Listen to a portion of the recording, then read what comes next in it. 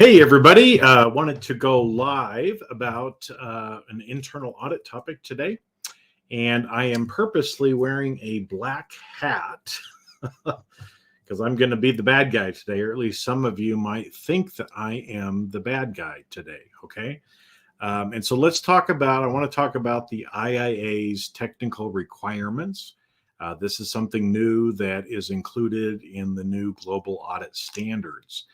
And so there's a list of different topics that the IIA has come up with that they plan to issue technical requirements on, meaning that if you're doing an audit in one of these areas and if it's on your audit plan, you're required or mandated to follow the guidance that they're going to put out in these technical requirements. Okay, so I'm going to talk about why that's actually a really bad idea. And if they end up doing that, which it looks like they're going to, but I'm speaking up anyway, that it will actually hurt the reputation of the profession in general. It will actually hurt internal audit departments and the people who already have a tough job. And I'll explain why. So let me get in, and I'm going to talk a little bit about and share some of kind of the high points that we talked about in last week's Audit Leader Forum. So last week, chief audit executives that are in the Audit Leader Forum, we talked about this particular topic. And so I'll give you kind of the consensus from the group, but then I'm also going to give you my personal opinion, because that was actually a little bit different maybe than some of the people in the group as well. That way you just have the information, you can decide what you want to do with it. Okay. And again, since this is a live video, if you're with me, you can put comments in, and hopefully I'll be able to see them come through in my streaming app. Okay. So let's get in and talk about in general. So you're seeing not a lot of people are talking about it because a lot of people are kind of ignoring it. So kudos out to people like Hal Guerin, who is bringing this topic up, is that we need to really talk about it and not necessarily just make these technical requirements become mandatory. Because by doing that, you're effectively creating more requirements that people have to follow. And that's not necessarily a good thing. I know some people in the profession think it is, but it's actually harmful to a lot of internal audit groups. And let me give you an example. A lot of the people who are volunteers, who are coming up with some of these ideas with the IIA, they work for very large companies. And so if you have hundreds of people on your staff, if you have millions of dollars in budget, you can do a lot of things. And I'm going to get the numbers wrong, so don't hate on me for that. But it used to be something like 80% of the departments or of the internal auditors that were members of the IIA worked in audit shops of 6 people or less. Meaning the majority of people don't have the same resources, both in people and in money, to be able to do a lot of these things that they think are great ideas. And for a large company, Fortune 500 company, it's probably not an issue. They have plenty of people, they have plenty of budget, they can do these things. Where it comes in is when you have a smaller audit shop, and it just creates more and more administrative work that you have to do, which takes less time, right? It gives you less time for actually doing valuable audit work for your organization. And so what ends up happening is the value that you're providing your organization ends up going down, which is a bad thing. Okay, we want to try to free up and allow people to be as agile as possible and accomplish as much valuable work as they can for their organization. Okay. So as we talked about this in the Audit Leader Forum, the main consensus was fine. If you want to issue these technical requirements and give us guidance on how to audit these areas, if we're auditing them, fine, but don't make it mandatory, right? Don't don't make these things effectively standards that people have to follow. Okay. And so again, a lot of people were like, hey, if you want to give me guidance, fine, but don't make it mandatory. And I agree with that. We should not make these things mandatory. Okay. The other thing that came up in the discussion is, well, if they're going to make these things mandatory, I'm not going to follow them. And I'm still going to maybe get my external quality assessment, but I'm going to not follow certain things in the standards. I'm fine with it. My board's fine with not following it. And so here's the other thing that I was kind of alluding to begin with, is if you put kind of silly mandatory requirements in the standards, fewer and fewer internal audit departments are actually going to be following them. To me, that's not a good place to be, right? Because again, if you're supposedly the profession telling people how they're supposed to do things, but more and more people are not following what you're doing, you're making yourself less relevant, okay? And so instead, I think a lot of people that are involved in this process are believing that by doing this, it will make the IIA and internal audit more relevant to their organizations, but it's actually going to do the opposite. And I'm going to explain to you why that's the case and why I'm so concerned with it. Okay. First off, a lot of the topics that have been put out there for future development for technical requirements are a lot of these kind of buzzwords, hot topics, things around diversity, things around cyber, things, those kinds of things that you see in the news all the time.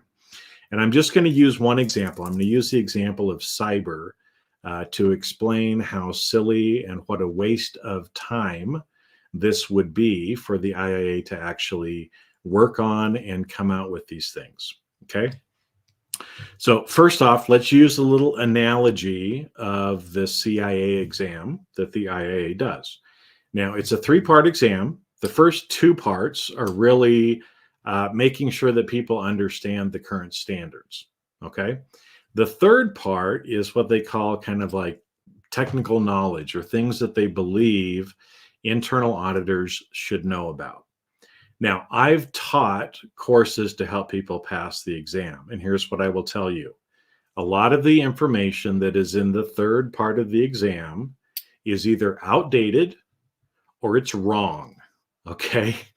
Which means that we're teaching internal auditors something that everybody else doesn't believe is true or have been taught something else. Okay, and so I'll give you an example. Some of the things in that third test relate to IT and IT security. And a lot of the concepts that they're teaching are old, very, very old, and some of them are no longer even relevant. Okay, so here's my concern, is now we're going to have a bunch of internal auditors who come forward and claim to be these subject matter experts in certain technical areas. And I'm not saying that certain auditors are not, but what I'm saying is what I've seen from the past does not make me believe that actually what's going to be delivered in these technical requirements is actually relevant, that it's maybe even right, and it surely will not be timely, because a lot of these things change so quickly, and the whole process of kind of proposing it, having an exposure draft time, you're talking a year or 2 before any of these technical things may actually be issued, which by the time they're issued, they're probably not relevant anymore. And we see this so much of the time in technology because technology is changing so quickly. And again, don't take my word for it. This has been my experience, but guess what? One of my jobs, I was responsible for information security. And so again, I know that some of the technical things that I've seen are not correct. Okay, you can agree with me or disagree with me. That's fine. I don't care. Okay, but that's one reason why this could damage the reputation of internal audit. Now, what I mean, let me take the example of cybersecurity.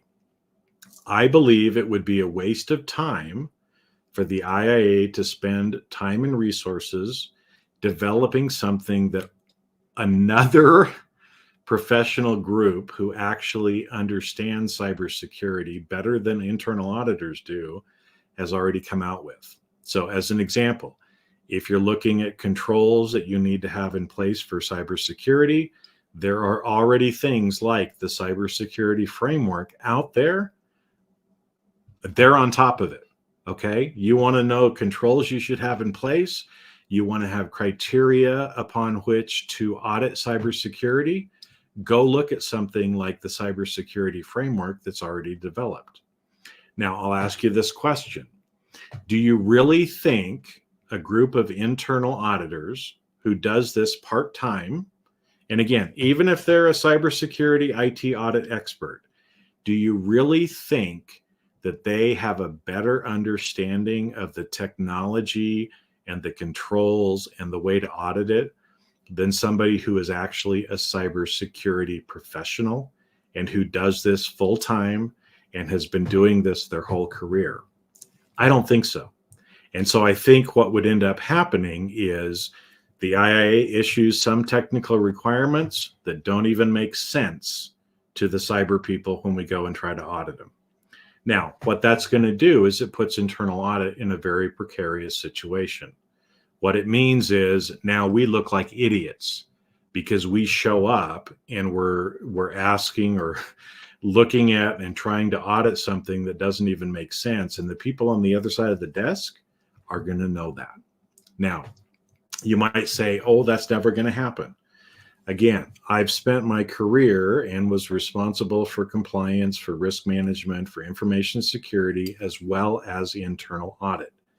And I can tell you again, another topical area, what the IIA and what the internal audit profession teaches about risk and risk management is not the same as what risk management professionals learn or believe. Now, one of them is wrong or both of them are wrong, right? Take your pick. Again, you can be on either side of this, but what it does is anytime that auditors who don't really understand risk and are only listening to what they're being told by the IIA end up looking silly in front of professional risk managers because we don't talk about it the same way. And there's some fundamental differences in that. So again, this is my concern. This is why I'm doing this video right now. Again, you can believe me, don't believe me, agree with me, don't agree with me. It doesn't matter, okay, at the end of the day. But what I'm bringing up, again, is just this warning cry that unfortunately, this is another area where internal audit's reputation is going to be damaged. And instead of really being more relevant, there's the very great risk that instead it will damage the reputation of internal audit. You'll lose the respect even more of some of the executives and peers in your organization. And that's not a good place to be in. Because again, I work with chief audit executives all the time. I know how hard the job is. I've done the job. I know how hard the job is. We don't need to make their job even more difficult by bringing something in like this. It's also a silly waste of money and resources. So again, all of you that are IIA members, I don't care, right? But if you're paying the IIA, because I'm no longer a member of the IIA, but if you're paying them money, I would think you would want them to use it in a judicious way that actually is adding value to the organization or to the profession. I just don't see this as being one of those ways. So again, it's my opinion. It's the consensus of the feedback that I was getting from other chief audit executives. But again, I think it just shows how out of touch the profession actually is with the people who are doing the work. And again, a lot of people might not believe that or might think that that's not the case. But I hear from lots of people in smaller organizations, in governmental groups, of just how they feel the profession is out of touch as well. And so what it's going to mean is fewer and fewer members, fewer and fewer people actually following the standards. And because in a way, you're actually starting to discriminate against these smaller audit shops who don't have the resources to be able to do some of the things that big companies do. Now, if an organization is going to start discriminating to people based on the size of their company and the resources that they have, are they going to start discriminating other ways as well? I don't know. But again, it just opens the door and you never quite know where it's going to go. So with that, I am done for today, and kind of explaining why I think actually these topical requirements will hurt the internal audit profession's reputation.